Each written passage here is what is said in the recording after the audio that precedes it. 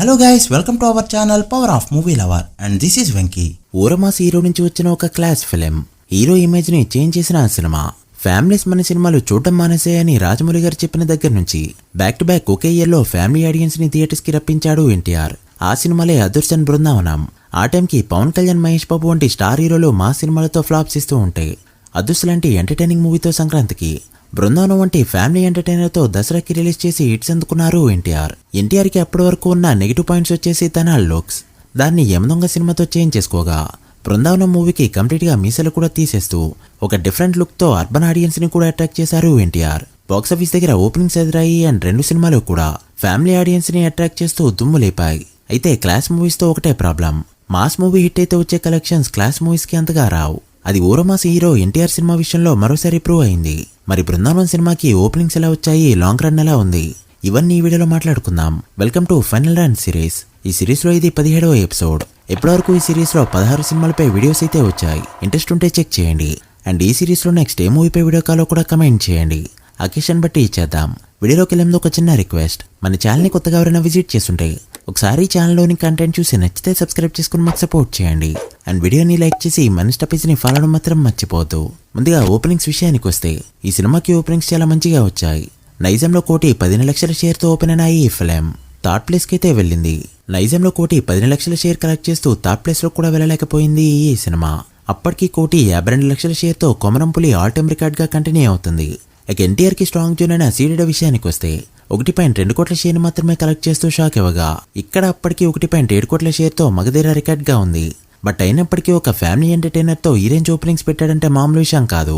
అది కూడా నైజాం కంటే పెద్ద నెంబర్. ఇక ఉత్తరాంధ్రలో 33 లక్షలు, ఈస్ట్ లో 24 లక్షలు, వెస్ట్ లో 31 లక్షలు, గుంటూరులో 44 లక్షలు, కృష్ణాలో 27 లక్షలు అండ్ నెల్లూరులో 24 లక్షల వరకు షేర్ని కలెక్ట్ చేస్తూ ఏ ఒక్క టెరిటరీలో కూడా ఆల్ టైమ్ రికార్డ్ అయితే పడలేదు. బట్ ఇలాంటి ఒక ఫ్యామిలీ సినిమాకి ఈ ఓపెనింగ్స్ చాలా మంచిగా వచ్చాయని చెప్పాలి. సాఫ్ట్ మూవీకి మాస్ మూవీకి తేడా అదే. అలా డే 1 తెలుగు స్టేట్స్ లో 4.18 కోట్ల షేర్ ని కలెక్ట్ చేస్తూ ఆల్ టైమ్ టాప్ 5 ప్లేస్ అయితే మిస్ అయింది.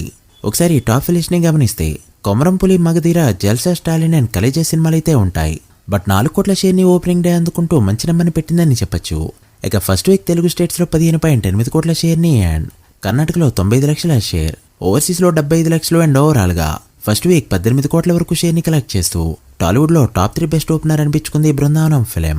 అయితే 2 వీక్స్ వరకు బాగా ఆడిన తర్వాత కాస్త స్లో అవగా అప్పటికే రిలీజ్ అయ్యి సెన్సేషనల్ హిట్ అయిన రోబో ఫిలిం చాలా వరకు అడ్డుగా మారిందని చెప్పొచ్చు.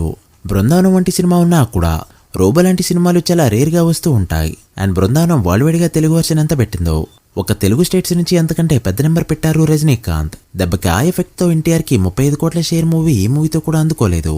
మరి బృందావనం ఫైనల్ రన్ లో ఎంత కలెక్ట్ చేసింది అంటే నైజాంలో ఫస్ట్ వీక్ 4.7 కోట్ల షేర్ కలెక్ట్ చేయగా ఫుల్ రన్ లో 8.3 కోట్ల షేర్ ని కలెక్ట్ చేసింది. అంటే చాలా మంచి నెంబర్. బట్ హిట్ టాక్ తో కూడా 10 కోట్ల షేర్ అందుకోలేకపోయిన హీరోగా మరోసారి బ్యాడ్ రికార్డ్ అయితే నమోదైంది.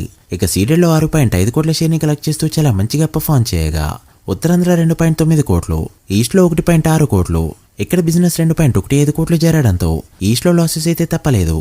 ఇక వెస్ట్ లో జరిగిన 1.9 కోట్ల బిజినెస్ కి గాను 1.5 కోట్ల షేర్ ని కలెక్ట్ చేస్తూ ఈస్ట్ వెస్ట్ ఏ ఒక్క చోట కూడా బ్రేక్ ఈవెన్ కాలేదు. ఇక గుంటూరులో 2.7 కోట్లు, కృష్ణా 1.8 కోట్లు అండ్ నెల్లూరులో 1.3 కోట్ల షేర్ ని కలెక్ట్ చేసిన ఈ ఫిలిం ఫైనల్ రన్ లో తెలుగు స్టేట్స్ లో కలెక్ట్ చేసిన షేర్ 26.7 కోట్లకి చేరుకోగా తెలుగు స్టేట్స్ లో గ్రాస్ 41 కోట్ల రేంజ్ లో ఉంది. ఇక కర్ణాటకలో 1.57 కోట్ల షేర్ 3.6 కోట్ల గ్రాస్ కలెక్ట్ చేయగా రెస్ట్ ఆఫ్ ఇండియా 60 లక్షల షేర్ 1 కోటి వరకు గ్రాస్ అయితే కలెక్ట్ చేసింది. అలా బృందావనం ఇండియాలో కలెక్ట్ చేసిన గ్రాస్ 45.8 కోట్ల రేంజ్ లో ఉండగా షేర్ 28.9 కోట్ల రేంజ్ లో ఉంది. ఇక ఓవర్సీస్ లో మరో 2.25 కోట్ల గ్రాస్ 1.2 కోట్ల షేర్ కలెక్ట్ చేసిన బృందావనం ఫిలిం ఫైనల్ రన్ లో టోటల్ వరల్డ్ గా కలెక్ట్ చేసిన షేర్ 30 కోట్లకి చేరుకోగా వరల్డ్ గ్రాస్ 48 కోట్ల రేంజ్ లో ఉంది. సో అలా 30 కోట్లని ఎడ్జ్ లో టచ్ చేస్తూ సేఫ్ అనిపించుకుంది ఈ ఫిలిం. బట్ బిజినెస్ చూస్తే అదే రేంజ్ లో చేరడంతో పెద్దగా ప్రాఫిట్స్ అయితే ఎక్కడా కనపడలేదు. అలానే హిట్ టాక్ తో వరల్డ్ గా హిట్ అనిపించుకున్నా కూడా చాలా చోట్ల తెలుగు స్టేట్స్ లో బ్రేక్ వన్ మార్క్ అయితే అందుకోలేదు. చాలా సెంటర్స్ లో యమదొంగ సినిమాని ఎన్టీఆర్ కెరీర్ లో అప్పటికి టాప్ క్రోసర్ గా అనిపించుకుంది. ఇక ఈ మూవీ రిలీజ్ అయ్యే టైంకి టాప్ ఫిలిష్ ని గమనిస్తే మగధీర, అరుంధతి, రోబో, పోక్రి అండ్ జల్సా సినిమాలైతే ఉన్నాయి. ఇక సెంటర్స్ విషయానికి వస్తే 158 సెంటర్స్ లో 50 రోజులు ఆడి చాలా మంచిగా పర్ఫార్మ్ చేసినప్పటికీ 50 రోజుల తర్వాత స్లో అవుతూ 11 సెంటర్స్ లో 100 డేస్ ని కంప్లీట్ చేసుకుంది. అలా ఎన్టీఆర్ కెరీర్ లో ఒక స్పెషల్ మూవీగా నిలిచిపోయింది బృందావనం ఫిలిం. నేను చూసింది హెచ్డీ ప్రింట్ వచ్చిన తర్వాత DVD ప్లేయర్ లో. నాకైతే ఈ సినిమా బాగా నచ్చింది. మరి మీ థియేటర్కల్ ఎక్స్పీరియన్స్ ఏంటో కమెంట్ చేయండి. So guys that video.